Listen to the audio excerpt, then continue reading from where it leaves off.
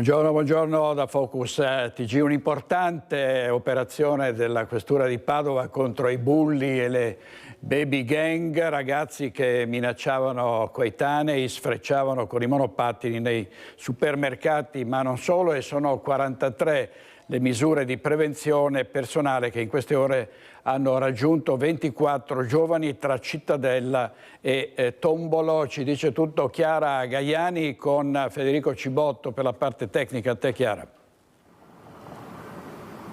Direttore, buongiorno ai telespettatori. Sì, la notizia che ci dicevi tu poc'anzi, ma anche un'altra che è arrivata proprio in questi minuti. Un 19enne è stato denunciato dai carabinieri a Campo San Martino. Il fatto è avvenuto mercoledì pomeriggio, quando alla centrale operativa sono arrivate delle telefonate che segnalavano nei pressi di una scuola in via De Gasperi, proprio a Campo San Martino, siamo ancora nell'Alta Padovana, di giovani armati. Carabinieri sul posto hanno trovato in un'auto due ragazzi che nel baule avevano due scatole, nel bagagliaio avevano due scatole con un fucile e una pistola da soft air priva di tappo rosso. Per un 19enne è scattata una denuncia per rapporto abusivo d'armi. Come vedete, ancora un'altra operazione che si lega per l'età delle persone coinvolte a quella della Questura di Padova, che ha emesso davvero un numero impressionante di misure di prevenzione personale a carico di giovanissimi. 24 le persone raggiunte tra i 15 e i 29 anni, 8 di queste sono minorenni, 43 i provvedimenti emessi. Si tratta di 7 DASPO Willy e di un DASPO urbano per spaccio che hanno raggiunto 6 giovani. Per 9 persone è arrivato il foglio di via dai comuni di Cittadella e di Tombolo. 5 non potranno partecipare per 3 anni a nessuna manifestazione sportiva, non solo in Italia ma anche nell'Unione Europea. 20 sono stati raggiunti da un avviso orale. Un 17enne è stato denunciato per rapina e non potrà stazionare nelle aree di pertinenza dell'intero trasporto pubblico di Cittadella per un anno. Varie le segnalazioni arrivate alle forze dell'ordine in questi mesi, che segnalavano appunto schiamazzi ma anche pericolose azioni da parte di una banda di giovanissimi in varie zone di Cittadella, nei parchi giovanissimi, nei supermercati. Questi giovani entravano con il monopattino e appunto arrivavano urlando, minacciavano anche le cassiere, ma ci sono 2 episodi particolari che sono stati presi in considerazione da parte della divisione amministrativa della polizia. Il 18 novembre almeno 7 di questi ragazzi a fine scuola avevano aspettato vicino ad un supermercato. Alcuni coetanei gli avevano chiesto sotto minaccia di andare a prendere quello che volevano loro da mangiare. Quando questi si sono ribellati, li hanno portati in un bar, hanno ordinato varie cose da bere, non riuscivano a pagare il conto. Questi ragazzi sono stati proprio i componenti della banda a iniziare a urlare che erano dei ladri. Il 12 di novembre 2 sedicenni erano stati pizzicati a smontare un ciclomotore nei pressi della stazione ferroviaria di Cittadella ed erano stati denunciati per furto. Come vedete, davvero un pugno di ferro, perché vanno prese delle misure forti per cercare di prevenire questi fenomeni, ma anche per far capire a questi ragazzi che non c'è un'impunibilità. Su questo abbiamo sentito il questore di Padova, Marco Odorisio. Io vi ringrazio, vi lascio l'intervista raccolta da Francesco Ratai, ringrazio per la collaborazione tecnica il collega Federico Cibotto, poi la linea può tornare allo studio. 43 misure, abbiamo detto una risposta che dovevamo ai cittadini, al territorio, alle vittime, agli esercenti, a tutti.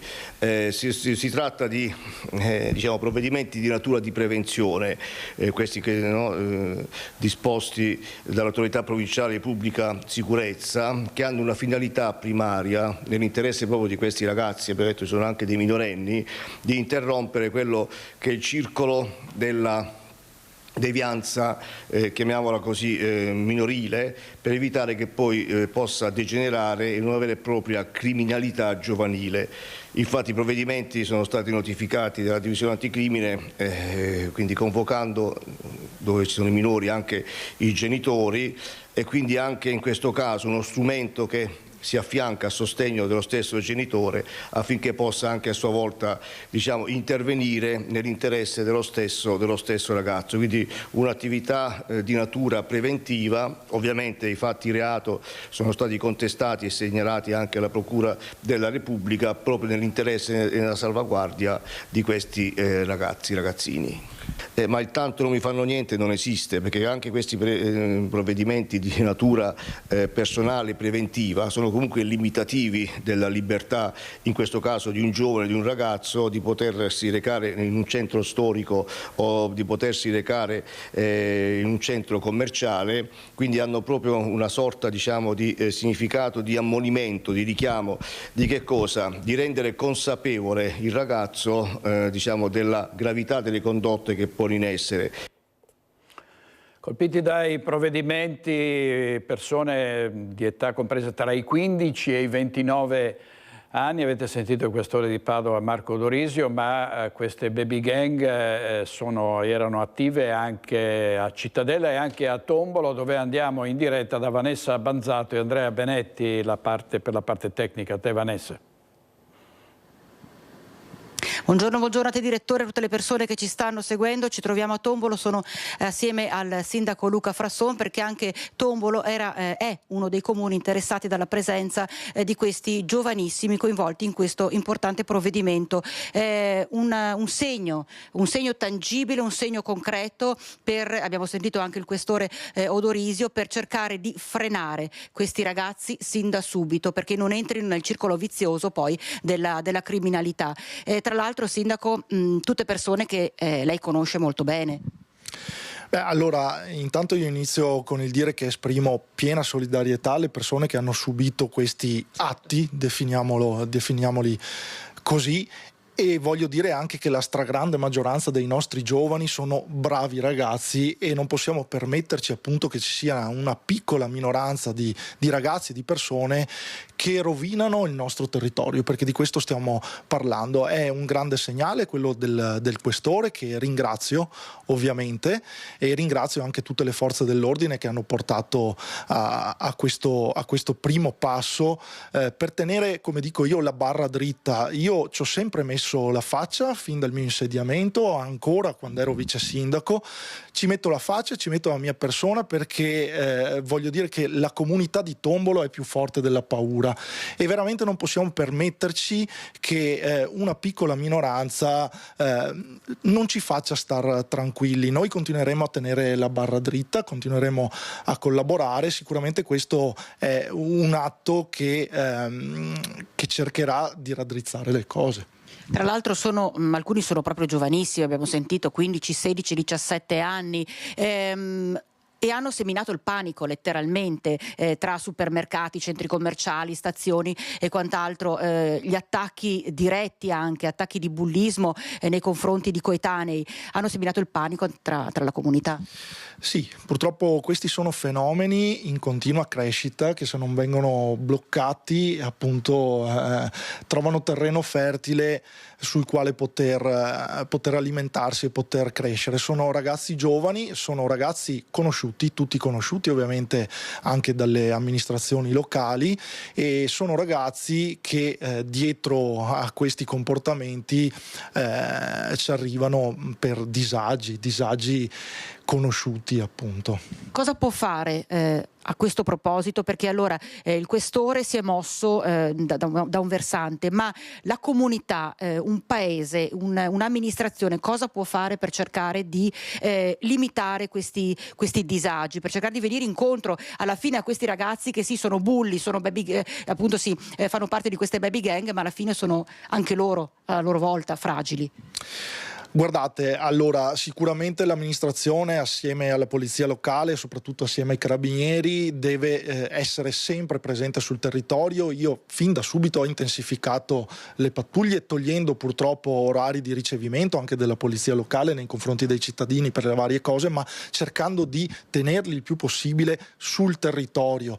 Ho per la prima volta a Tombolo anche intensificato gli orari serali della polizia locale. Ricordo sempre a tutti che un agente di polizia locale è un dipendente del comune di Tombolo in questo caso e fa 36 ore alla settimana. A volte i cittadini mi dicono sindaco, ma non li vediamo sempre. Sono dei dipendenti del comune, quindi svolgono orari di lavoro come tutti gli altri dipendenti. Io quello che dico sempre a tutti è che anche noi amministratori siamo comuni cittadini, magari con qualche responsabilità in più, e quello che chiedo proprio ai cittadini è di essere comunità proattiva anche nei confronti di queste cose, quindi di rendersi partecipi della sicurezza del nostro territorio, non di aspettare sempre che ci sia qualcuno che vada a cercare di stanare queste situazioni, perché solitamente comunque questi ragazzi cercano di radunarsi, trovarsi e commettere gli atti dove sono meno controllati. Però se anche il cittadino diventa parte proattiva del sistema, vedremo tutti assieme che la situazione si risolverà. Anche perché si parla proprio di un elemento che va a educare questi giovani, non necessariamente a punirli, cioè è fondamentale l'educazione di questi ragazzi, usando anche le maniere forti come in questo caso, che sono fondamentali. L'educazione e la prevenzione sta alla base di tutto questo, perché la punizione nei confronti di questi soggetti, che è una tantum e dura pochissimo o corrisponde a una sanzione piuttosto che a un giorno distante dal paese, chiusi da qualche parte, in Veneto si dice no che fa spissa, no? E quindi la prevenzione è veramente fondamentale rispetto a queste situazioni. Ecco, direttore, abbiamo sentito, quindi è in realtà un lavoro che è fondamentale, portato avanti dalle forze dell'ordine, dagli organi competenti, ma diventa fondamentale portato avanti anche da un'intera comunità. Da Tombolo è tutto, ti ricedo la linea.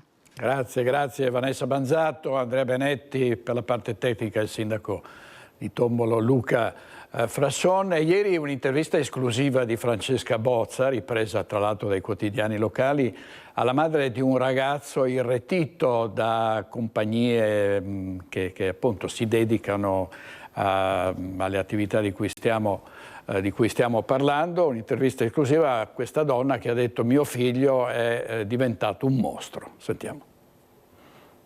Com'era prima? Era diverso, era il mio bambino. Non lo riconosce più? No, è un mostro. Parole forti, ancora di più se a pronunciarle una madre nei confronti del proprio figlio. Parole però che racchiudono la disperazione di due genitori che da 2 anni stanno vivendo un incubo per quel figlio sedicenne che non riconoscono più.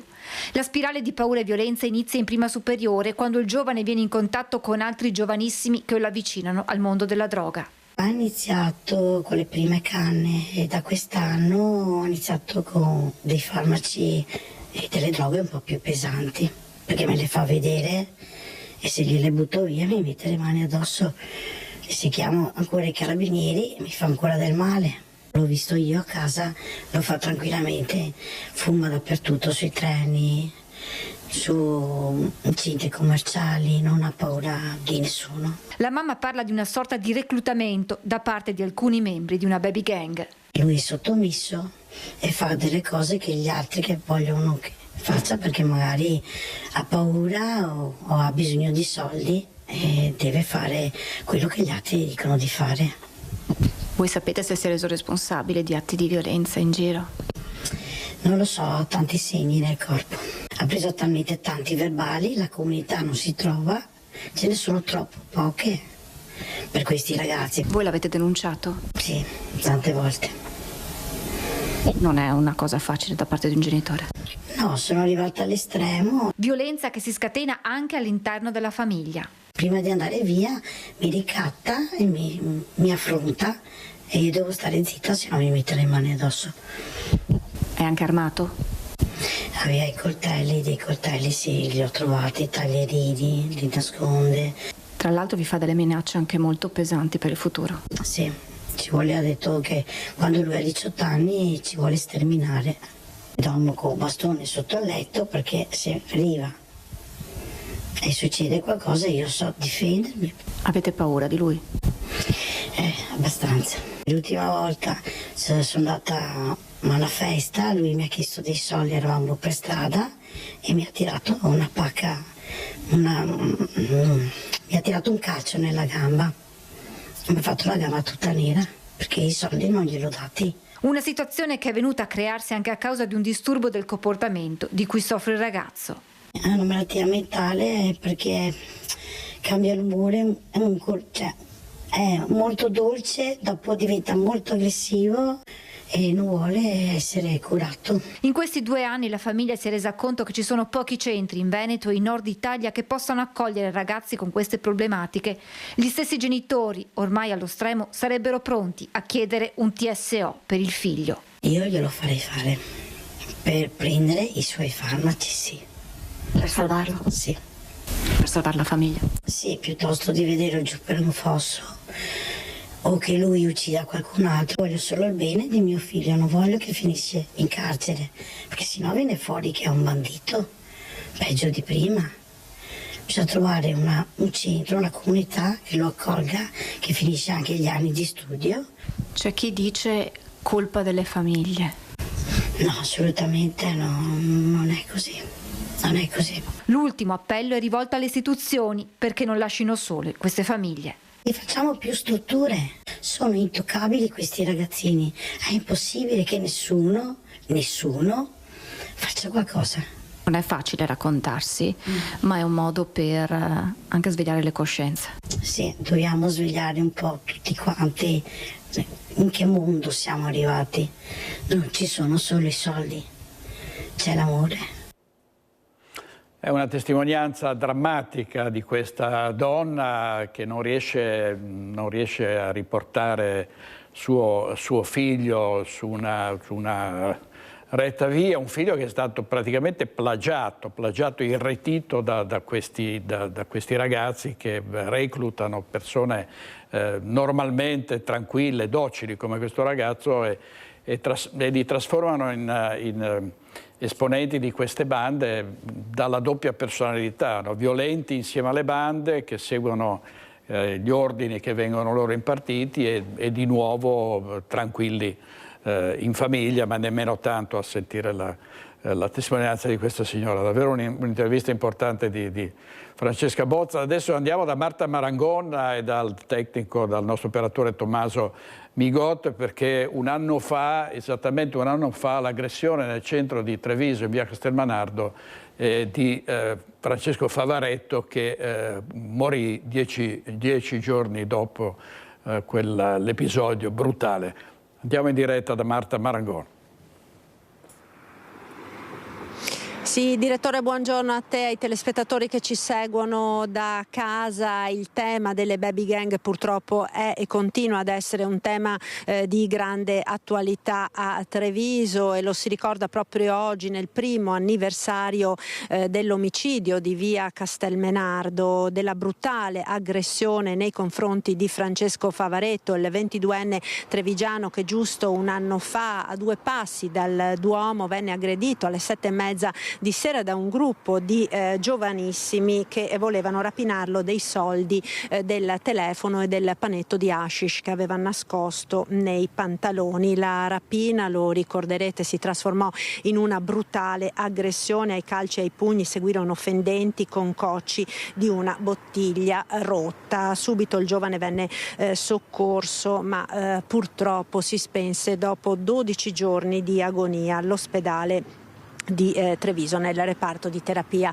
intensiva del Cafoncello, dove era stato ricoverato subito dopo l'aggressione. Le indagini portarono in breve tempo all'identificazione dei responsabili e di tutti i giovani della gang, 3 maggiorenni e 6 minorenni. Nei giorni scorsi, per i 2 maggiorenni accusati di avere provocato le lesioni fatali, il giudice ha disposto la permanenza in carcere, mentre un 16enne è stato condannato qualche settimana fa dal Tribunale dei minorenni di Venezia a 8 anni di reclusione con rito abbreviato. Gli altri minori coinvolti sono in comunità. Accusata di omicidio e rapina è anche la fidanzata di uno dei 2 maggiorenni in carcere. Vedremo naturalmente e seguiremo l'iter giudiziario della vicenda che sicuramente ha segnato profondamente, ha scosso profondamente la città di Treviso, segnando uno spartiacque tra il prima e il dopo anche nella percezione di sicurezza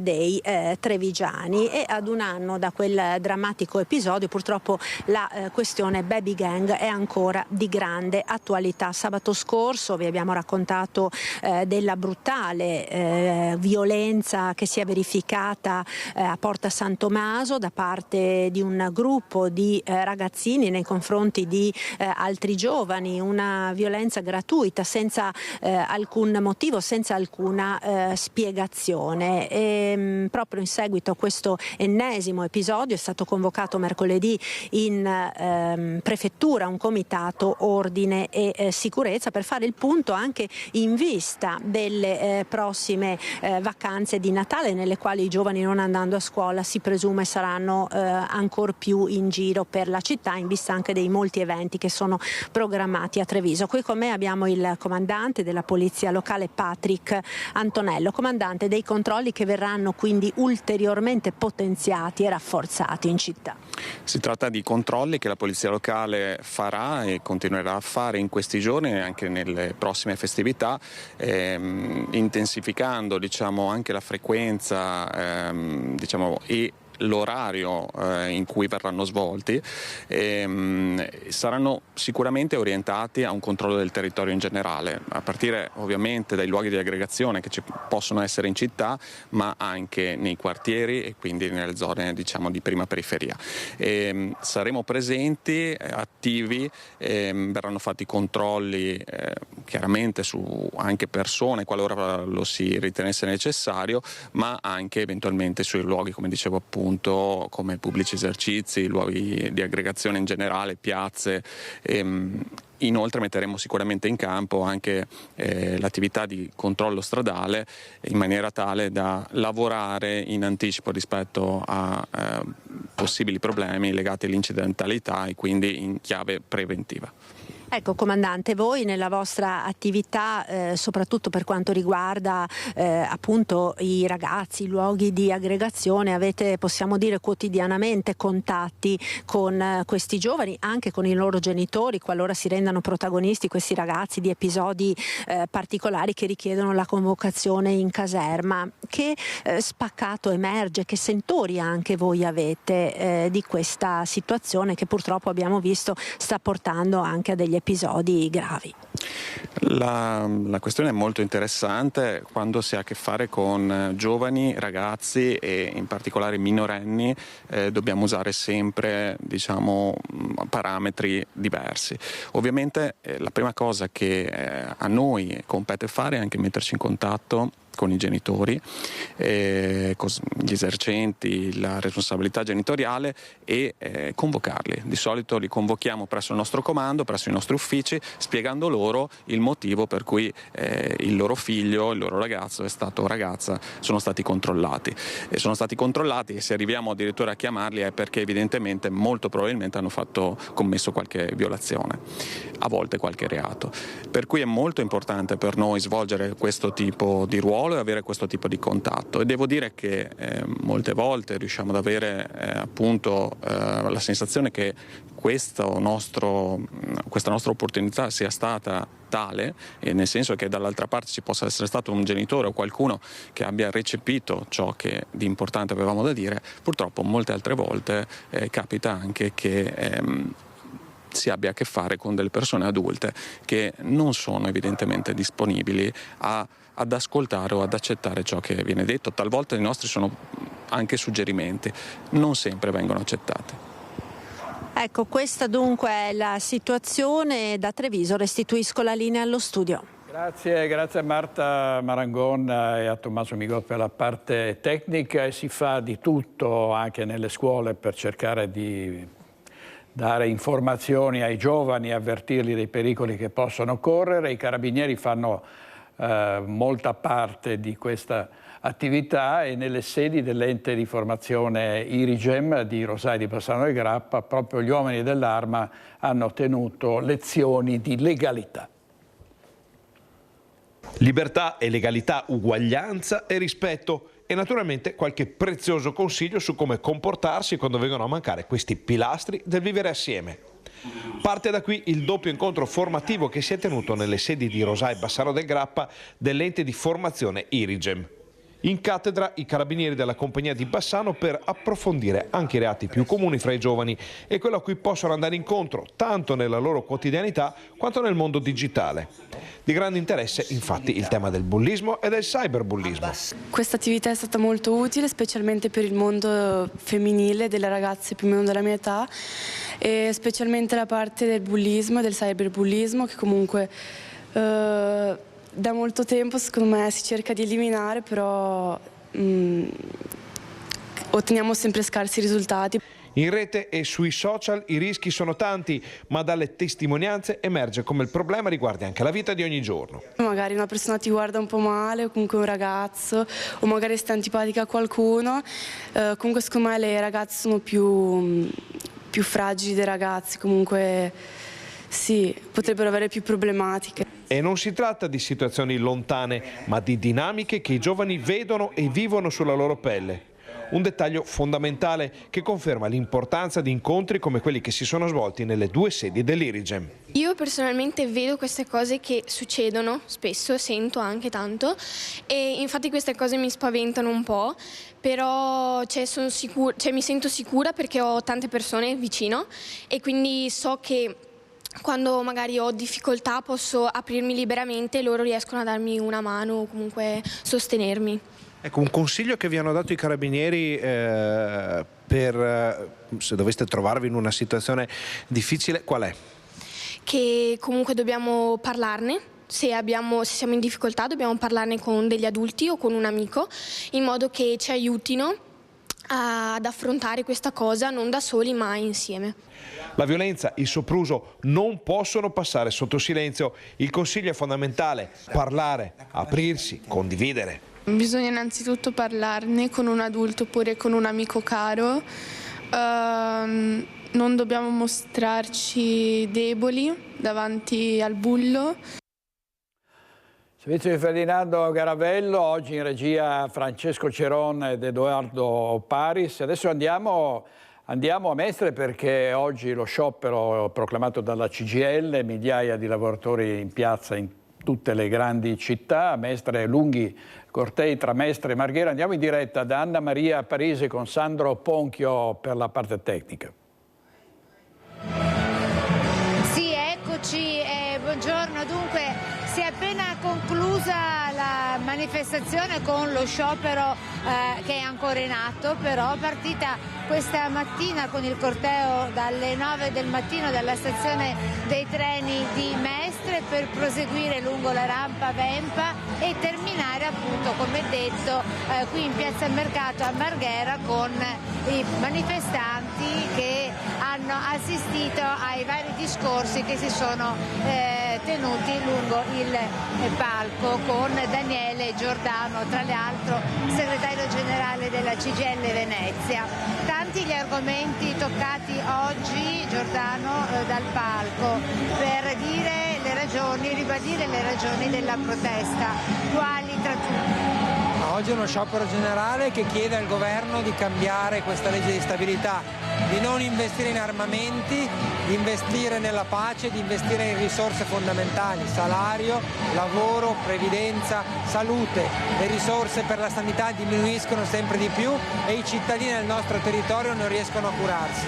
Questa piazza, lo sciopero, chiede cambiamenti radicali. Servono scelte diverse per dare un futuro anche al nostro territorio. Diamo i numeri, o meglio l'adesione è stata altissima, Giordano.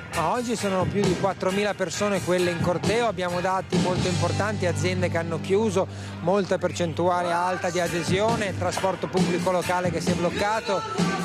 La dimostrazione è che i lavoratori chiedono al governo di cambiare non contro qualcuno, ma per qualcosa, per fare in modo di poter arrivare alla fine del mese, di passare un Natale dignitoso, per potersi curare, per non dover aspettare 6, 7, 8 mesi per una visita, per avere delle pensioni dignitose.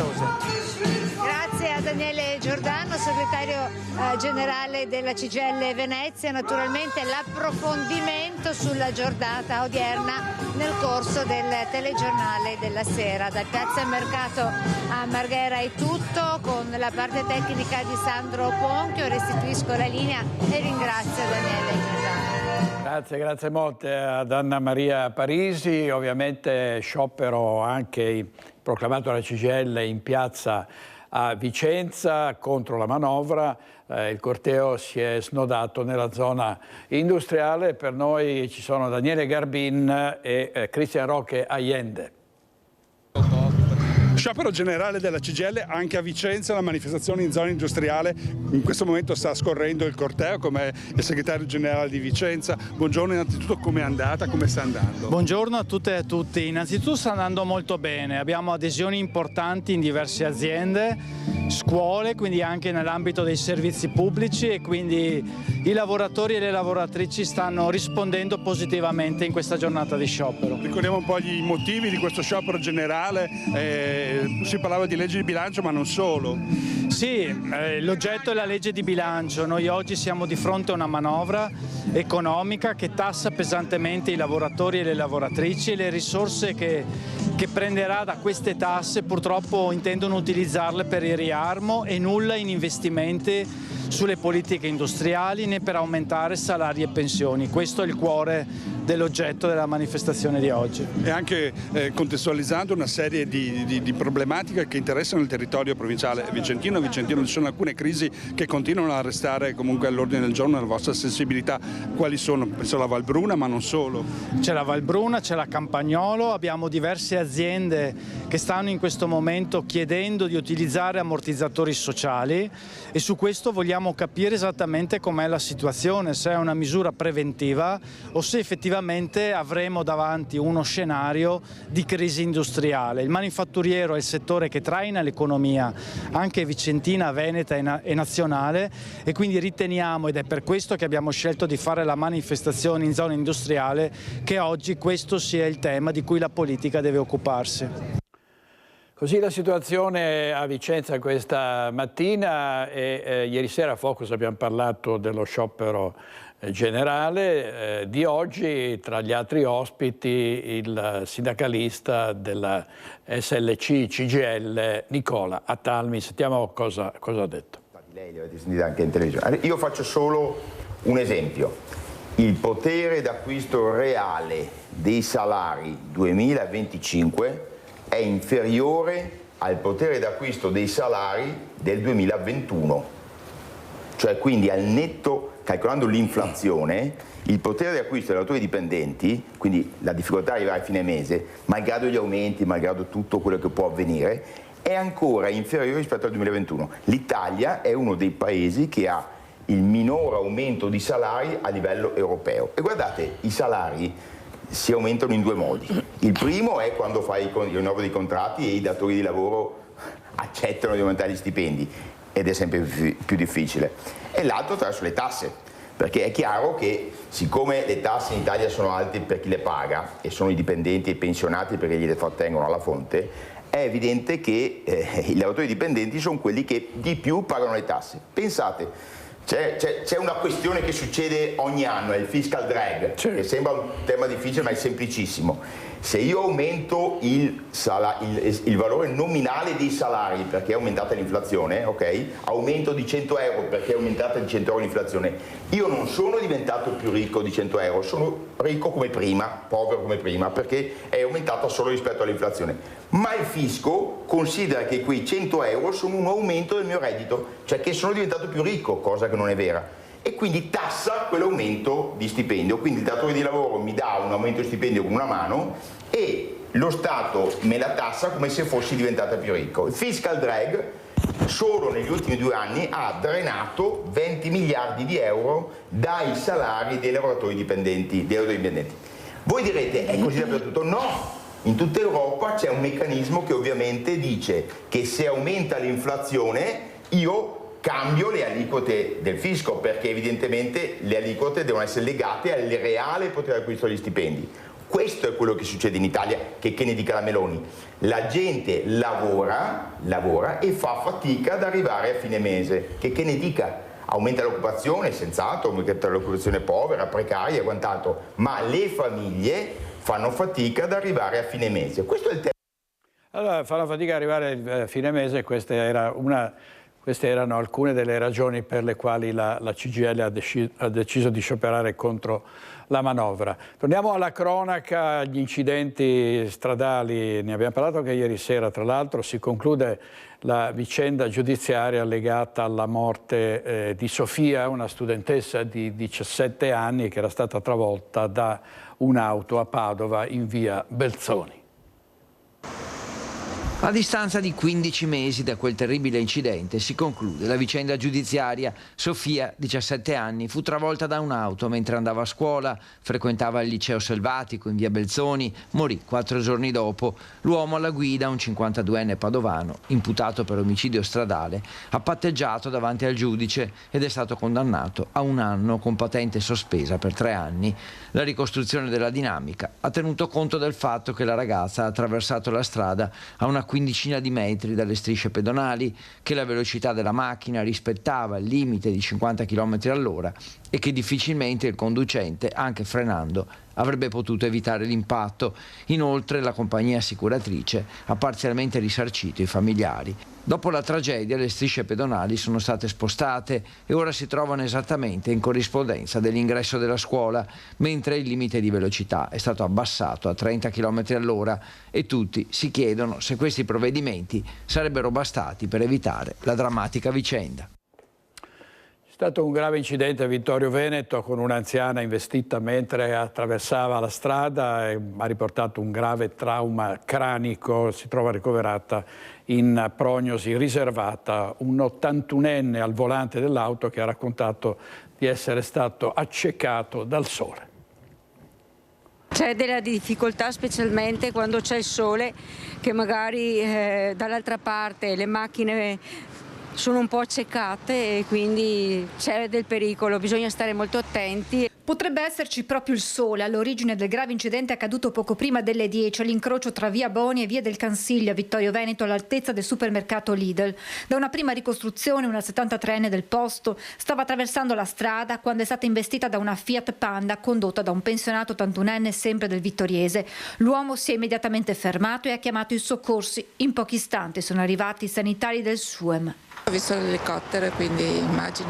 Ho visto dalle finestre di casa, per cui qua vicino. Quando sono arrivata l'incidente era già accaduto, ho visto 3 ambulanze, la polizia, poi sono arrivati anche i vigili del fuoco, sono rimasti lì un pezzo a fare tutti i rilievi del caso, ma avevano già portato via la signora. La donna è stata rianimata per diversi minuti, poi una volta stabilizzata è stata caricata sull'elicottero, atterrato nel vicino campo sportivo e trasportata in ospedale in codice rosso. Le sue condizioni sono molto gravi. L'anziano alla guida della Panda ha raccontato di non essersi accorto del pedone accecato proprio dal sole basso e di essersi subito fermato quando ha avvertito il botto dell'impatto. Sul posto anche gli agenti della Polizia Stradale di Vittorio Veneto che hanno effettuato tutti i rilievi necessari per ricostruire l'esatta dinamica del sinistro. Da accertare tra le altre cose se la vittima stesse attraversando la strada sulle strisce pedonali. Al lavoro anche la polizia locale che ha gestito il traffico intenso in quel momento, con via del Cansiglio chiusa inizialmente in entrambe le direzioni, poi a senso unico alternato e riaperta completamente poco dopo le 11. Chi abita qui riconosce la pericolosità dell'attraversamento pedonale. È molto pericoloso, io lo faccio più spesso e devo sempre accertarmi che si fermino prima di passare. Devono provvedere qualcosa perché non è la prima volta che succede e quando succedono sono anche gravi. Come noi pedoni dobbiamo fermarci, essere sicuri che l'altra parte si è fermata e poi passare. Appena 2 ore più tardi a Santa Lucia di Piave in via Zapparelli altro grave incidente stradale. Un ciclista di 55 anni del posto è stato investito per cause ancora al vaglio della polizia intercomunale da un'auto condotta da un 25enne di Mareno. L'uomo è stato elitrasportato in ospedale in gravissime condizioni. Servizio di Francesca Bozza e l'incidente dell'autobus a Piavon di Oderzo a circa 40 giorni da quella che poteva essere una strage. L'Istituto Cerletti ha premiato i 2 ragazzi eroi che hanno soccorso autista e compagni. Tanta paura, quella è poco ma sicuro, però l'importante è mantenere la calma e cercare di aiutare le altre persone. Grazie ai corsi forniti alla scuola siamo riusciti a tranquillizzarci e a dare una mano a chi aveva più bisogno di noi. Sicuramente non mi aspettavo tutto questo perché diciamo, il nostro pensiero era quello di salvare le persone e metterle in sicurezza senza ulteriori problemi. È una lezione di altruismo quella di Elia Manzatto ed Enrico Gobbo, i due ragazzi eroi che il 29 ottobre scorso a Piavon di Oderzo per primi avevano soccorso i compagni sul bus uscito di strada dopo essersi scontrato con l'autocondotta dall'85enne Germano De Luca, morto sul colpo, un incidente che poteva avere conseguenze peggiori con l'intervento di due studenti che ha fatto la differenza, come sottolineato dalla dirigente del Cerletti che li ha voluti premiare con un encomio pubblico alla presenza tra gli altri della consigliera regionale Sonia Brescaccin. Davvero hanno contribuito a tenere calmi gli altri ragazzi, a farli uscire nella maniera corretta, in maniera sicura e davvero siamo rimasti davvero sorpresi tutti, ma non perché dubitiamo delle loro capacità, ma proprio per il contesto che era piuttosto grave e insomma non di facile soluzione. Quel giorno i ragazzi feriti erano stati 11, la più grave, una studentessa, aveva rimediato ferite per 20 giorni, una mattinata di caos prima e mobilitazione poi. A parlare è anche Bruno Donato, responsabile della sede di Piavon del Cerletti, frequentata dai due giovani. Enrico ed Elia, che quest'anno affronteranno gli esami di maturità, hanno già ottenuto, per quanto riguarda la parte umana, un autentico 110 e lode. I due protagonisti restano con i piedi per terra, spaccato di una generazione che può raccontarsi in tanti modi. Ci sono tante persone come noi, non siamo gli unici. In questo momento stanno parlando molto di criminalità e quant'altro, c'è sempre stato, ovvio che nel momento in cui si iniziano a vedere un po' più i fatti la gente ne parla, però ci sono ancora molti ragazzi come noi che comunque aiutiamo le persone e ci rendiamo utili. Insomma, siete la meglio gioventù? Ma questo non sappiamo dirlo, questo lo direte voi. Ci provate. Però ci proviamo, esatto. Servizio di Cristian Arboit e Lucio Zanatto. Abbiamo parlato di incidenti stradali ieri sera a Focus. C'era tra gli altri ospiti Romina Ceccato, mamma di un ragazzo che è morto in uno spaventoso incidente sulla Jesolana. L'auto su cui era a bordo con altri 3 amici è stata speronata da un folle che andava a una altissima velocità, è finita nel canale. Questi ragazzi sono morti. Sentiamo cosa ha detto ieri sera. Hanno fatto fino adesso che sta cambiando, infatti si vede che sono diminuiti gli incidenti, sono diminuiti il rispetto delle persone, sono diminuite tante cose. Io qui mi permetto di parlare perché io ho sposato uno delle forze dell'ordine, vivo con uno delle forze dell'ordine e mi dispiace. Siccome io parlo da moglie e parlo anche da presidente di un'associazione e quindi un'associazione è apartitica, non sono politica. Siete tutti bravi a dire bravi sti carabinieri, bravi ste forze dell'ordine quando vi comoda. Però quando non vi comoda non sono bravi, non ci sono. Certo che sono bravi, ve lo dico io che sono bravi, perché scusatemi il termine, vi parano il culo a tutti voi. Quando venite giù, quando viene giù i nostri ministri, quando vengono tutti quanti, sì, sono bravi. Dopo, per quanto riguarda le leggi, non è vero, perché io posso parlare, io ho perso un figlio per colpa di uno straniero, ma non avete fatto nulla, lo avete riportato a casa, lì dove io abitavo. Io ho fatto il funerale con l'assassino di mio figlio a casa con gli altri 4.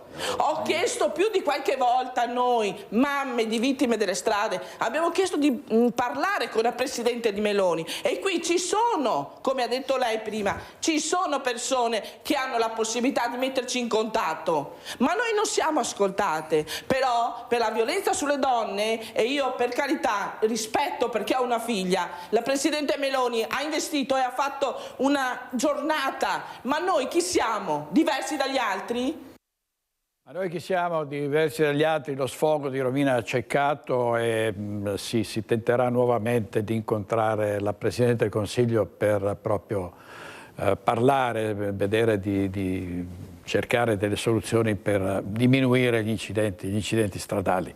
Ancora con la cronaca, orrore a Montebelluna, un marocchino di 41 anni si trova alla sbarra con l'accusa di avere stuprato brutalmente l'ex compagna italiana 49enne. In passato aveva picchiato anche il figlioletto di pochi mesi. È una storia veramente brutta, non solo per lo stupro in sé, ma anche per quello che lui ha fatto a questa donna, perché ovviamente l'ha maltrattata nel tempo e poi quel giorno specifico ha anche commesso una grande violenza contro di lei. Infatti poi lei è stata ricoverata in ospedale, io sono andata a trovarla, era in una situazione veramente fisica molto brutta.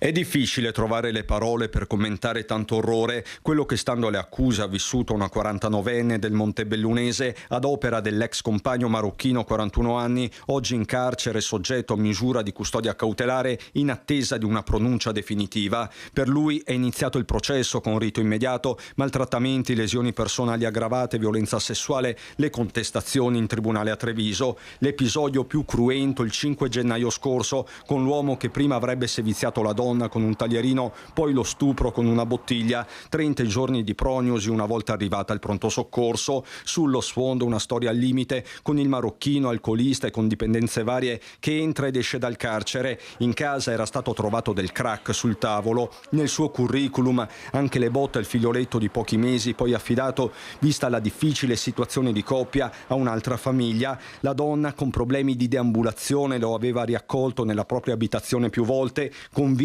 che potesse cambiare e anche per poter avere un supporto fisico. Ora però c'è soltanto terrore.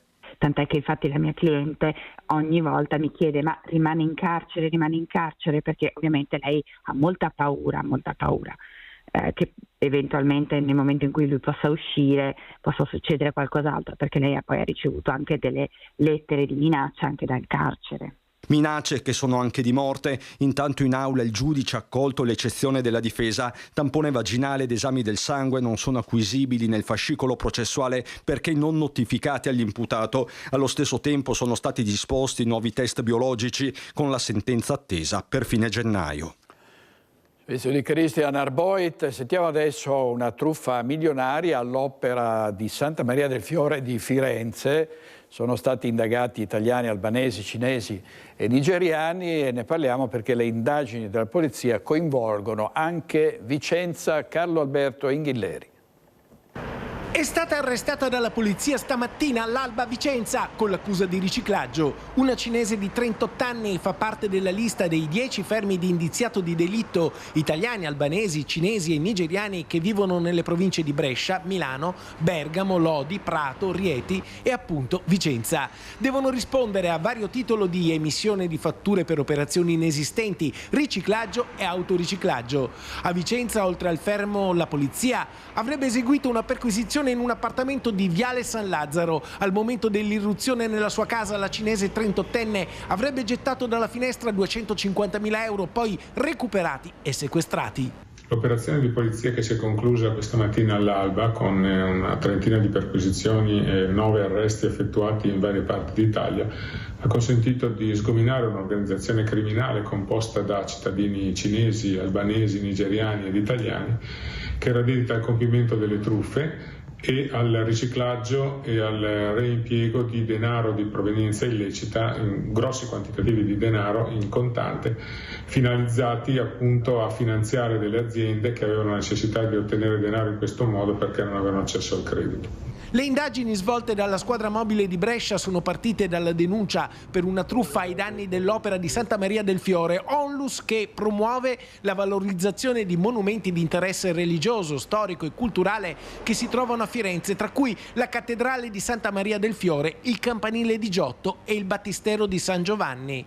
L'onlus sarebbe stata indotta a effettuare bonifici di pagamento di lavori di restauro e conservazione per 1.785.000 euro su un conto corrente praticamente intestato fittiziamente. Nel corso dell'attività è stato documentato un giro d'affari di circa 30 milioni di euro movimentati nell'arco di 6 mesi.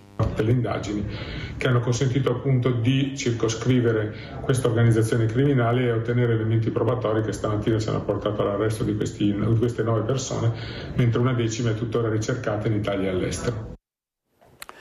Allora, è successo di tutto ieri a Venezia, questo episodio di una ventenne che ha rubato un barcone carico di pacchi, ha iniziato a percorrere il Canal Grande. A un certo punto al ponte di Rialto si è schiantata contro una balaustra in marmo di fianco al fondaco dei tedeschi, provocando gravissimi danni. Ovviamente poi è stata arrestata. Sentiamo.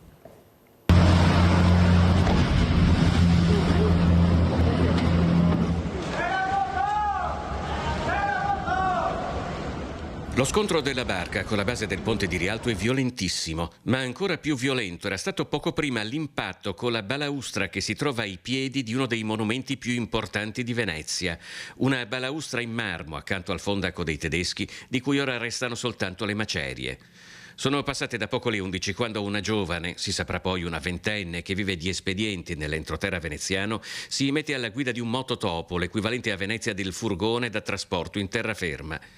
Come e dove volesse andare rubando la barca non si sa. I danni che ha provocato la sua imperizia al timone sono invece enormi. Per Giovanni Giusto, consigliere comunale ed esperto di Venezia, ma anche marmista restauratore, una ferita all'anima della città. Il dispiacere è enorme, ma almeno le parti in cui ero intervenuto 8 anni fa, perché l'ho restaurata, nel 2008 l'ho restaurata, se non sbaglio, va bene, hanno tenuto. In effetti si è rotta laddove in realtà l'elemento non era già stato consolidato, ma le rotture sono nuove, come quella che vediamo al centro del braccio che tira perpendicolare verso la fondamenta, ma anche quella esterna, perché la frattura che era stata consolidata ha tenuto, si è rotta 10 centimetri più avanti. Secondo una prima ricostruzione, il mototopo era attraccato di fronte a dove poi è avvenuto l'incidente, all'altezza della Corte dei Conti. Fortunatamente al momento del suo attraversamento del Canal Grande non c'erano altre imbarcazioni. Resasi conto dell'impossibilità di governare il mezzo, la giovane, già nota alle forze dell'ordine con un daspo di 3 anni da Venezia, è scesa per essere arrestata poco dopo. Credo che sia proprio un degrado sociale, ma non solo di Venezia, diciamo in tutta Italia.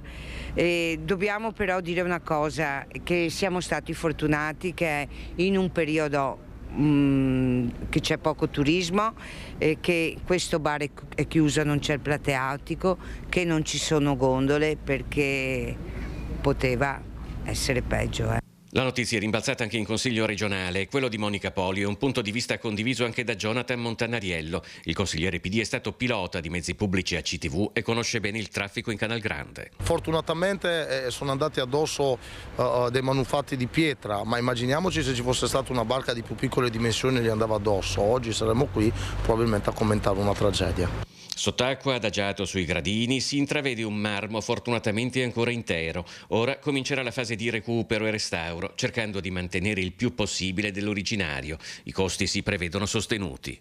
A quando risale la balaustra che è stata abbattuta? Siamo verso la fine metà del 500, fine del 500 è stata ideata. Comunque il periodo è quello ed è la stessa fattura che vediamo anche del ponte. Le colonnine hanno una proporzione forse inferiore, ma comunque quella è la fattura. Servizio di Filippo Fois. Adesso torniamo alla blitz della questura di Padova contro bulli e baby gang, con 43 DASPO complessivamente, coinvolte anche persone di Cittadella. Torniamo in diretta da Vanessa Bazzato e da Andrea Benetti. A te, Vanessa. Eccoci qua nuovamente, direttore, ci troviamo a Cittadella, ci siamo spostati a Cittadella da Tombolo, con me il sindaco Luca Pierobon. Tra l'altro a Cittadella si sono verificati gli episodi più eclatanti di quella vicenda che ha coinvolto più di 20 giovanissimi tra i 15 e i 28 anni. Sindaco, è stato grazie anche a una sua lettera mirata, una mail mirata al ministro Piantedosi, che tutto è partito. Buongiorno. Beh, innanzitutto ringraziamo chi dobbiamo ringraziare, il Ministro in primis, ma sicuramente il Questore Odorisio, che ha preso in mano la situazione ed ha agito in tempi brevi, e questo penso sia la cosa più importante. Sì, dopo l'ultimo fatto davanti al supermercato Lidl, dove 2 ragazzi obbligavano dei ragazzini ad entrare nel supermercato e a comprare della merce da consegnare a loro, altrimenti li avrebbero picchiati, là insomma la misura era colma, perché Cittadella è sempre stata una realtà, e proprio tutta l'Alta Padovana, una realtà tranquilla, e trovarsi con situazioni di questo tipo non era il caso. Quindi ho scritto al Ministro chiedendo che agisse, ma soprattutto cercando di trovare anche delle soluzioni. Una soluzione era quella appunto di far sì che questi ragazzi che venivano beccati a fare dei reati, perché questi sono reati, venissero dati alle amministrazioni comunali per fare servizi di assistenza sociale, pulizia del territorio, le associazioni con i disabili, con gli anziani, cose di questo tipo. E poi avevo scritto anche al Ministro che bisognava cercare di creare una formazione, un qualcosa partendo fin da bambini, ai bambini e alle famiglie, per far sì che queste cose poi con gli anni non accadessero mai più. Il Ministro si è attivato immediatamente con la Questura ha interpellato la nostra polizia locale richiedendo tutta la documentazione, e da lì è nato, insomma, sono nati questi 43 insomma, provvedimenti importanti, ecco, quindi un gran risultato. Un gran risultato, ma soprattutto è un modo per cercare di far calare tutta la paura, il panico che hanno sollevato questi episodi all'interno della comunità anche a Cittadella. Beh, è chiaro, il messaggio che deve passare è che chi viene a Cittadella o nei comuni dell'Alta Padovana viene per studiare, viene per divertirsi, viene per lavorare, e questo. Se deve venire a fare qualcos'altro, purtroppo deve farlo da altre parti. E quindi il messaggio che grazie al Questore siamo riusciti a dare a questi ragazzi e uomini, perché alcuni sono anche maggiorenni, è che le leggi vanno rispettate. Quindi veramente qui lo Stato si è dimostrato Stato. Durante il telegiornale, direttore, abbiamo sentito anche lo stesso Questore che diceva tanti pensano tanto non mi fanno nulla, tanto non mi succede niente. Beh, questa volta non è andata così. Infatti abbiamo un Questore che ha agito in maniera pronta. Alcuni verranno allontanati da Cittadella per 3-4 anni, quindi vuol dire che non potranno più rimetter piede del nostro territorio. È chiaro che però questa non è la soluzione. Questo è un grande traguardo raggiunto grazie alla collaborazione con tutte le forze dell'ordine e con la Questura di Padova, ma dobbiamo agire sui ragazzi e sulle famiglie. Dobbiamo cercare di far capire a questi ragazzi, soprattutto di seconda generazione, dove i loro genitori sono venuti qui per lavorare, per farsi un futuro, che ormai sono parte integrante di questa società, e quindi devono integrarsi mantenendo comunque le loro tradizioni, le loro cose, ma devono integrarsi, e quindi la cosa è fondamentale. Bene, insomma, direttore, sentito, c'è un intervento anche in questo caso, un intervento importante di una comunità intera che deve venire incontro anche a questi giovani, a queste famiglie, perché questi episodi non si debbano più ripetere. Da Cittadella è tutto, ti ricedo la linea. Grazie molte a Vanessa Banzato, Andrea Bianetti, ovviamente al sindaco di Cittadella Luca Pierobon. Vediamo la prima pagina dell'Arena di Verona, malore fatale alla guida, muore un 74enne in corso di Porta Nuova, bloccato il traffico in direzione centro. E poi ladri in abitazione alle 7:30 a Villafranca, paura in una villetta, e uno di noi, dice il proprietario della villetta, era ancora in casa. E di furti ne parliamo ogni giorno, particolarmente colpita la Marca trevigiana, ma anche nell'Alto Vicentino ancora ladri in azione. Stavolta la vittima è la cliente di un supermercato che stava caricando la spesa in auto. Vediamo. Ennesimo furto nel parcheggio di un supermercato di Bassano del Grappa, in questo caso nel quartiere San Vito, una zona battuta con preoccupante regolarità dai ladri, non solo nei parcheggi dei supermercati, ma sempre con la stessa tecnica. Vittima anche stavolta una cliente del negozio, la 65enne, uscita, apre la porta della sua auto per caricare le borse della spesa e in quel momento si avvicina un'auto di piccola cilindrata. La donna alla guida, di circa 50 anni, chiede dove si trovi la farmacia più vicina. e mentre la vittima si distrae e inizia a rispondere, un complice si avvicina di nascosto, apre la portiera e ruba la borsa che conteneva, oltre al portafoglio, anche il telefono cellulare e la chiave elettronica dell'auto. Appena la cliente si accorge, i due si erano già dileguati. Lanciato l'allarme, sul posto gli agenti di polizia del commissariato di Bassano, che raccolgono la testimonianza e avviano gli accertamenti.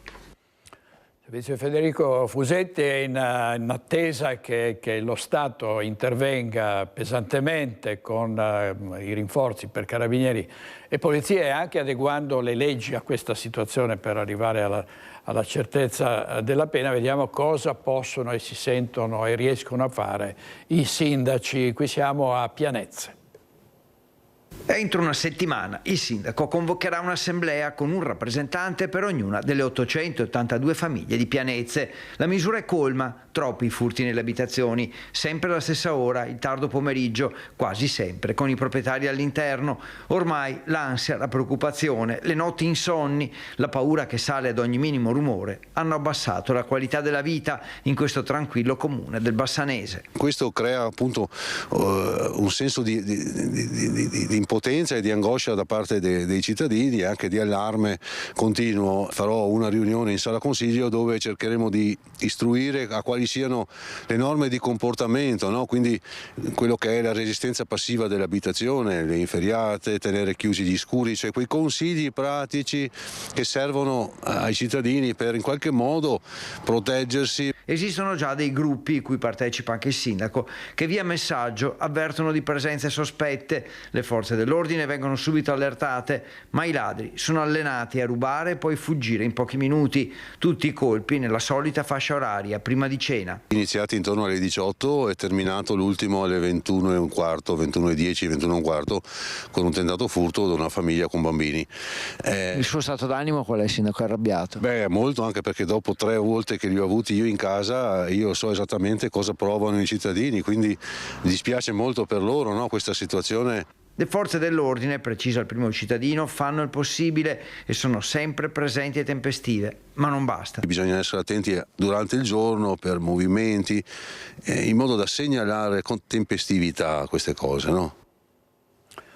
Una nuova ondata di furti nella Marca è colpita la zona di Rovarè, dove i residenti sono esasperati come tutti gli altri proprietari di case colpiti da questi predoni che arrivano in gran parte dall'est. Vediamo. Guarda il buco. Hanno fatto il buco qui e con un arnese apposta praticamente hanno girato la maniglia e hanno aperto. Non si arresta l'ondata di furti e tentati furti che da settimane sta colpendo la Marca. Questa volta nel mirino è finita la zona di Rovarè di San Biagio di Callalta, tra campagne isolate, piccole abitazioni e villette a schiera immerse nella nebbia, diventate terreno ideale per le incursioni delle bande. Cercavano soldi, oro, che ne so, quello. I ladri hanno colpito in vicolo Altino, introducendosi in 3 appartamenti nel tardo pomeriggio, intorno alle 17, poco prima che i proprietari rientrassero a casa. Sono entrati dal giardino e niente, hanno sfondato l'oscuro, hanno aperto la finestra con un calcio, hanno aspettato la nebbia, insomma il tempo un po' così. Ti senti un po' poco sicuro, ecco. Impotente, ecco, quello sì, un po' di rabbia, che è più quella in realtà. Ho sentito che anche ieri sera hanno fatto Rovarè, sono andati giù anche via Montegrappa e hanno fatto un po' di vie qua attorno. Più tardi, verso le 20, un altro tentativo di effrazione si è verificato in una villetta mentre la famiglia era riunita per la cena. Scoperti, i malviventi sono fuggiti a piedi attraverso i campi senza alcun timore di incrociare i residenti. Centinaia di metri più in là, in una casa isolata, i ladri hanno messo tutto sottosopra in cerca di oggetti da portare via. La scorsa settimana episodi analoghi si erano registrati anche a Cavriè di San Biagio, con una raffica di tentativi e alcuni furti riusciti. La popolazione è esasperata, non ci sentiamo più al sicuro, raccontano i residenti, entrano ovunque e a qualsiasi ora. di noi non se ne frega niente nessuno. Parlano politici, ma non fanno niente di concreto. Questi qui li prendono, dopo 2 secondi sono fuori, lo sappiamo, no? Tanto dicono, non ci succede niente, facciamo quello che vogliamo. La richiesta è unanime, più controlli e un intervento deciso per fermare un fenomeno che sta generando paura e tensione in tutto il territorio. Si spera nell'aiuto del vicinato, ci dicono. Se si sente magari un rumore di troppo, magari indagare un minimo e cercare di aiutarsi. Servizio di Nicola Marcato, presi di mira dai banditi anche i supermercati. Vediamo l'ultima in ordine di tempo, colpo al Prix di Bagnoli, è il 4 in 8 giorni. Non si ferma l'ondata di rapine ai supermercati nel Padovano. 2 banditi armati hanno assaltato il Prix di Bagnoli di sopra, rinchiudendo dipendenti e clienti. Le indagini dei carabinieri su possibili collegamenti con gli altri colpi avvenuti in provincia nell'ultima settimana. Forse riusciamo a collegarci in diretta tra poco su questo fatto con Chiara Gaiani. In pubblicità, andiamo in pubblicità con i nostri registi Francesco Ceron ed Edoardo Paris. State con noi.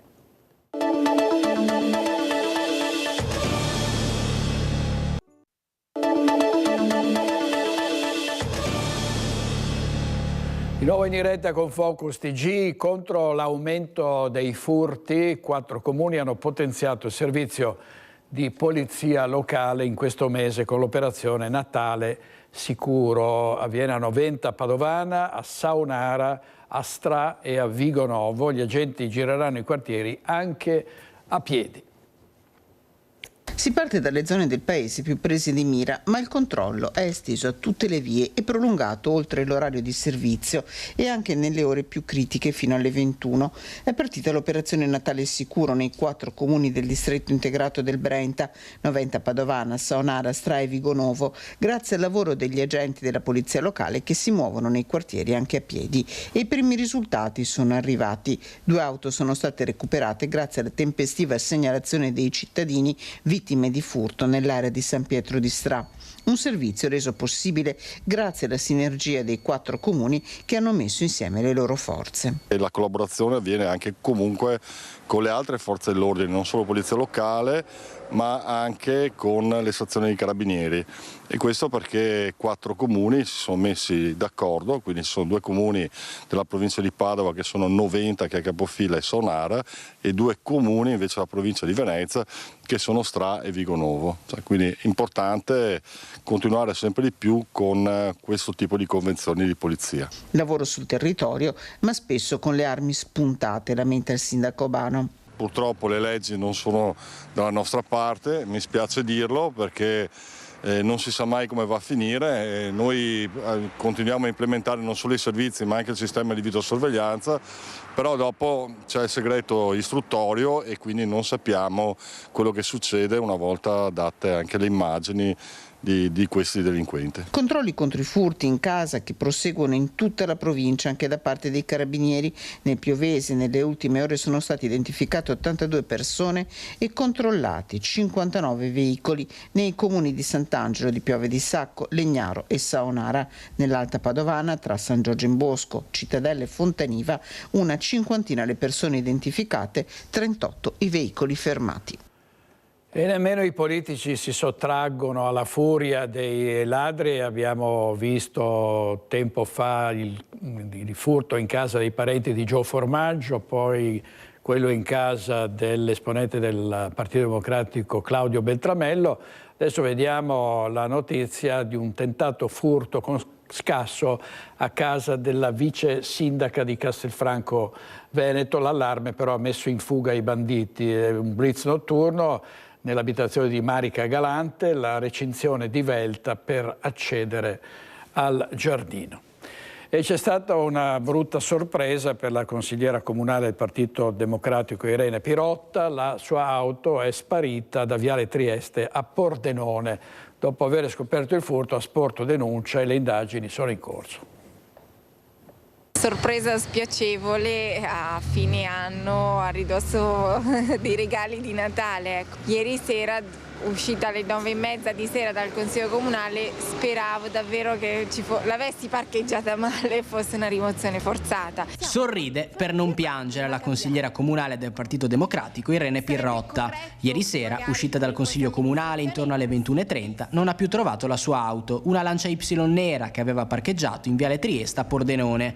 In un primo momento ha sperato che potesse trattarsi di una rimozione forzata, ma questa mattina, dopo i controlli della polizia locale, è arrivata la conferma: l'auto è stata rubata. La consigliera ha quindi sporto denuncia alla Polizia di Stato. Le indagini sono ora in corso. Le forze dell'ordine infatti stanno analizzando le telecamere della zona per cercare di risalire i responsabili e recuperare il veicolo. Nel frattempo la consigliera ha voluto lanciare un appello attraverso la nostra emittente. Genova, Ravenna 745 JP, non so se qualcuno la vede. Che già in passato a un'altra persona qua a Pordenone è stato rubato uno stesso modello molto simile per un furto, quindi io a questo punto dico lo segnalo, e se vedete in giro questa macchinetta con qualche movimento sospetto, ecco, forse bisogna alzare un po' gli occhi tutti quanti.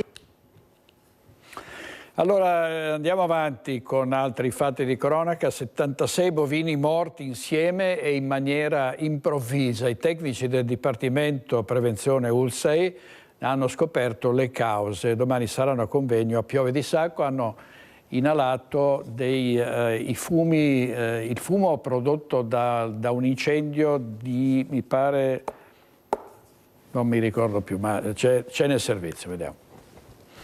66 bovini nel Padovano morti contemporaneamente, improvvisamente e inspiegabilmente.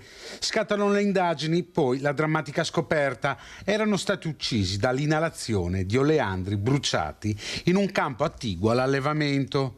Questo uno dei casi studiati dal servizio veterinario dell'ULSS Eugania e che è stato presentato anche in un approfondito articolo scientifico in cui si evidenzia che anche l'inalazione del fumo di oleandro e non solo l'ingestione può essere letale. Il caso della morte di 76 bovini è scoppiato una domenica mattina. Un allevatore ha chiamato il servizio veterinario segnalando che più di un terzo dei suoi 205 bovini da ingrasso erano morti improvvisamente e inspiegabilmente. I veterinari si sono subito messi all'opera per capirne le cause. Sono state avviate indagini a campione e si è accertato che non si era in presenza di malattia. Poi la scoperta: da quanto avevano detto l'allevatore, erano stati bruciati dei rami di oleandro e il fumo, per via della bassa pressione atmosferica, era entrato nella stalla. I bovini avevano manifestato difficoltà respiratorie. Il maggior numero di animali morti, inoltre, si trovava proprio in prossimità del punto d'ingresso del flusso d'aria rispetto a dove era stata fatta la bruciatura.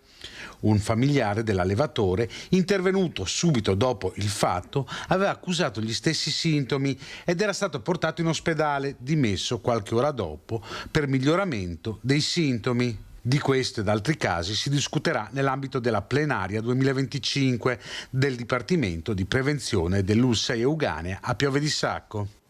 Il servizio di Francesco Rattai. Adesso sentiamo Ilaria Marchiori sull'udienza preliminare dell'inchiesta Palude. Il dottor Brugnaro non si professa innocente, è innocente. Crede che alle prossime udienze il suo cliente ci sarà? Lo valuteremo senz'altro. Come aveva annunciato nei giorni scorsi il sindaco Luigi Brugnaro, tra gli indagati nell'inchiesta Palude non si è presentato all'udienza preliminare nell'aula bunker di Mestre, ma non è stato l'unico. Presenti avvocati di imputati e parti civili, oltre ai PM Terzo e Baccaglini, davanti al GUP Andrea Innocenti, che, visto l'interesse pubblico del procedimento, chiamato a decidere del futuro giudiziario dei 26 imputati e 11 aziende, cui si aggiungono gli 8 imputati, tra i quali l'ex assessore Boraso caso che hanno trovato l'accordo di patteggiamento, ha aperto l'udienza ai giornalisti. Dopo una serie di confronti tra le parti, il giudice si è riservato di decidere sulle costituzioni, rinviando l'udienza al 23 gennaio 2026. Quindi ho sollecitato l'opportunità che venisse disposto un rinvio, un differimento dell'udienza, perché un termine ad horas sarebbe stato inadeguato, anche considerando il numero di imputati e di difensori che avrebbero avuto diritto di consultare la documentazione pertinente. Il giudice ha concordato con questo tipo di sollecitazione, anche i pubblici ministeri hanno preso atto della ragionevolezza della richiesta. L'udienza, durata meno di 2 ore, è stata dedicata alla costituzione delle parti civili, tra cui Comune e Città metropolitana. L'avvocato Vittorio Manes ha formulato istanza anticipando una richiesta di risarcimento di 8 milioni di euro complessivi. AVM e CTV con l'avvocato Fogliata si sono costituiti parte civile nei confronti degli imputati relativi ai soli capi di imputazione che li riguardano, ma non nei confronti dell'ex direttore generale Giovanni Seno. I capi di imputazione sono limitati, non riguardano il sindaco, sia chiaro, riguardano un dirigente comunale e alcuni imprenditori privati per ipotesi, tra le altre, di corruzione. Sono pochi capi di imputazione, ma era essenziale che ci fossimo quantomeno come presenza di vigilanza sul processo. Il Casinò di Venezia ha deciso di non costituirsi parte civile, così come l'Agenzia delle Entrate. Hanno quindi presentato istanza di costituzione l'Associazione Libera, CGIL e Amici del Parco. Agguerrita la difesa del direttore generale Morris Ceron. La linea difensiva sarà un ingresso prepotente nel merito delle contestazioni che sono mosse al dottor Ceron. Cercheremo di evidenziare le ragioni dell'insussistenza delle contestazioni che gli vengono mosse sin dalla fase dell'udienza preliminare, perché riteniamo che le carte parlino chiaro. Il servizio di Ilaria Marchiori davanti al Tribunale di Trieste invece è andato in scena il presidio per chiedere verità e giustizia per Liliana Resinovic, parenti e amici che hanno dato sfogo alle loro richieste. Liliana l'accompagnerò fino a che potrà veramente avere la giusta pace, voglio tenerla per mano come una sorella, perché è una di noi. Fatica a trattenere le lacrime mentre ricorda la propria amica e vicina di casa. A Gabriella Micheli Liliana Resinovic manca moltissimo e chiede verità. Come anticipato nei giorni scorsi dalla nostra emittente, parenti e amici della 63enne di Via Verrocchio si sono trovati davanti al Tribunale di Trieste. All'appuntamento c'erano anche Claudio Sterpini, l'amico intimo di Lilli, e il fratello Sergio Resinovic. Il 14 dicembre saranno 4 anni dalla scomparsa da casa di Liliana, ritrovata a cadavere 20 giorni dopo nel boschetto di San Giovanni. È arrivato il tempo della verità, vogliamo un processo? E poi ancora, Lilli, io ci sono. Ecco i messaggi fatti scorrere davanti agli occhi dei cronisti durante il presidio. E poi le foto di Liliana e un dipinto che la raffigura. Commozione ma anche rabbia nelle parole di chi è stanco di aspettare e vuole verità e giustizia. Poteva succedere anche a me, perché Liliana è una di noi e la verità sta già nei fascicoli, da sempre. Ci sta dentro, i colpevoli sono già scritti nei fascicoli. Poi le parole su Sebastiano Visintin, unico indagato per la morte della moglie. Contraddizioni, orari, non orari, c'è stata la storia del cordino, i sacchi che non ci sono le impronte, la formattazione della GoPro. Proprio poche ore dopo che il GIP dai noti dice adesso dobbiamo fare il sequestro della GoPro, del telefono. Lui regala un telefono. Ce l'abbiamo con lui, perché è lui che in 3 anni e mezzo continua a dire un giorno bianco, un giorno nero, un giorno eravamo in simbiosi, un giorno così. E saranno i giudici che poi riterranno se le sue verità sono coerenti o meno. Infine le parole su quelle persone che in corso di indagini hanno rilasciato dichiarazioni alla stampa, dal tecnico di laboratorio Giacomo Molinari, che aveva detto di poter essere stato lui a rompere la vertebra T2 di Liliana in fase di preparazione del corpo alla prima autopsia, all'ex ristoratore Alfonso Buonocore, che aveva fatto visita a Sebastiano raccontando che la moglie gli aveva chiesto 2 sacchi neri. A me sembrano personaggi da cabaret, perché poi appunto appare il pizzaiolo che credo si è creato da solo in una voragine che scivola e non ne viene più fuori. Ma per cosa lo hanno fatto? Per simpatia? Devo pensare peggio? Allora, vi dicevamo di un assalto al Prix, supermercato di Bagnoli di Sopra, un comando di banditi che ha rinchiuso in una stanza i dipendenti. Andiamo subito in diretta da Chiara Gaiani e da Federico Cibotto.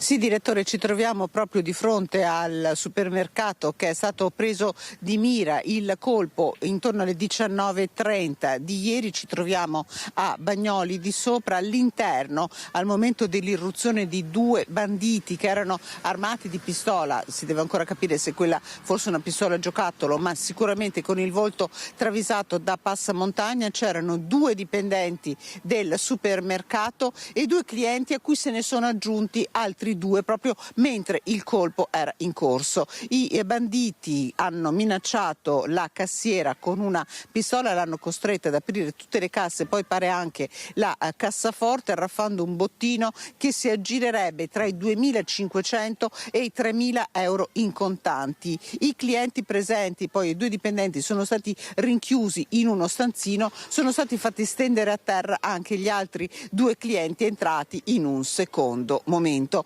Un colpo, quello che ovviamente sta iniziando a preoccupare, perché si tratta del quarto colpo avvenuto in 8 giorni tra Padova città e provincia. C'è da dire che per quanto riguarda il colpo messo a segno a Monselice, i carabinieri hanno arrestato un 38enne. Questo ha una dinamica diversa e pare che ad agire siano state persone più, tra virgolette, passatemi il termine, del mestiere, con una dinamica più costruita che da tempo davvero non vi raccontavamo e non era e non si vedeva nelle cronache quotidiane. Ecco, noi cercheremo di ricostruire meglio quanto accaduto, proveremo anche ad avvicinare qualcuno. Nel frattempo direi che è tutto. Ringrazio Federico Cibotto per la collaborazione tecnica. Direttore, a te la linea. Grazie molte Chiara Gaiani da Bagnoli di Sopra. Andiamo in pubblicità, torniamo subito, state con noi.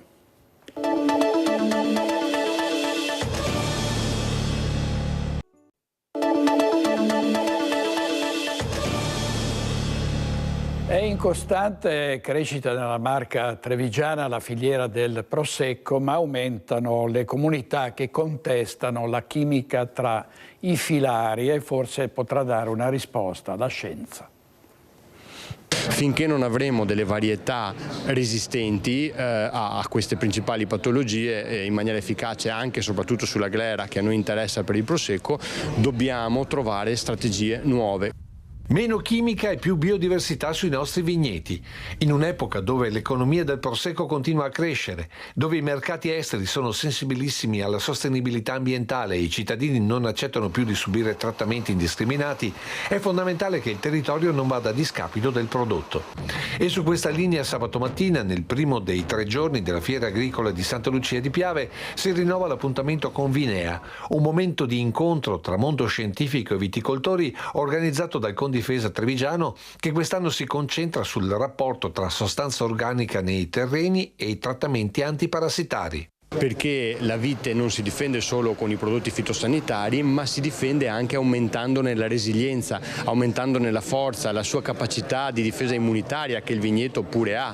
E quindi in Vinea noi apriamo una finestra appunto su queste novità. Avremo anche quest'anno 4 sistemi innovativi di nutrizione, ci concentriamo sulle radici, sulla parte iposea della pianta quest'anno, che sarà interessante per gli agricoltori, per i tecnici, per i viticoltori venirle a scoprire per rendere il vigneto sempre più resistente, sempre più resiliente, riducendo quindi l'intervento della chimica a vantaggio di altre buone pratiche agricole.